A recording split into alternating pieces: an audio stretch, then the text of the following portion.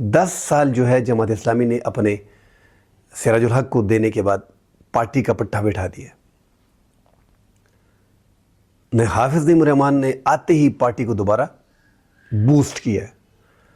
جماعت اسلامی کو اگر سراج الحق کو رکھنا بھی تھا تو 5 سال کی اس کی کارکردگی دیکھنے کے بعد 5 سال کے بعد اس کو دوبارہ رکھنا جماعت کے ساتھ سراسر زیادتی تھی.